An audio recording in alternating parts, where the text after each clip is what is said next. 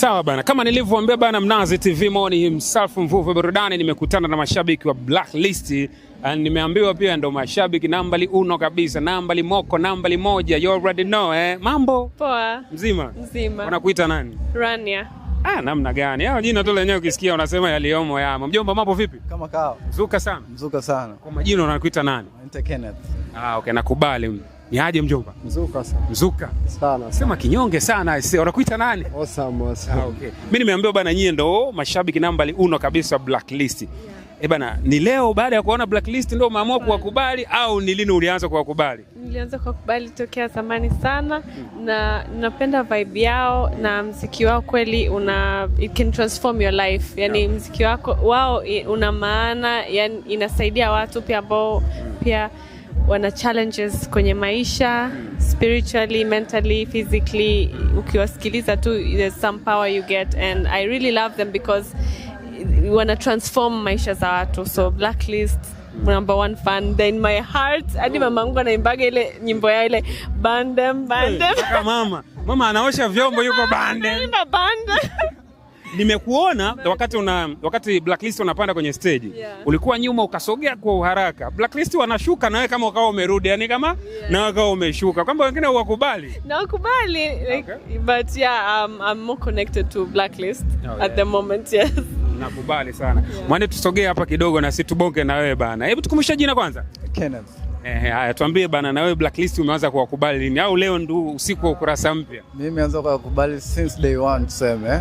Maana mimi ni mmoja ambao wamenisaidia pia. Kwenye ujumbe wao. Mimi ni mmoja ambao wamenisaidia, maana mara kwanza nilikuwa napiga sana tungi. Kwa hiyo baada ya kuwasikiliza maneno yao, yani wanavoeducate jamii. Na mimi pia kaniingia mpaka sasa hivi I'm clean. Nikaanza kwa ufupi, maneno ya Blacklist ni kama maneno ya kwenye Biblia, yamekuokoa kabisa. Bana, big shout out kwa Blacklist bana, mmeokoa watu. Unajua sio wachungaji tu wala mashehe. Nakubali. Mwanetu vipi na wewe bana, tubonge. Lini umeanza kukubali Blacklist? Blacklist siku zote, mimi mwenyewe ni family. So sijawahi kuwa na muda maalum kusema nakubali, siku zote wako kwangu. Sababu ni familia. Okay. Yes. Blacklist wanakutazama sasa hivi. Neno moja kwao.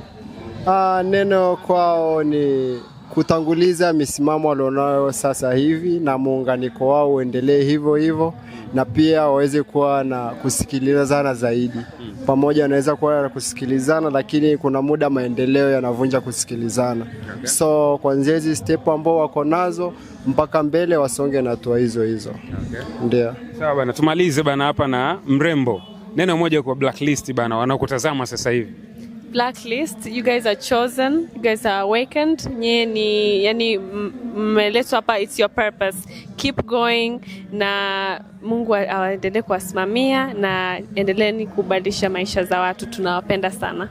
Nimependa sana hiyo ya mwisho bana, tunawapenda. Lakini wewe bana, Blacklist, big shout out kwenu, umepiga show ya maana.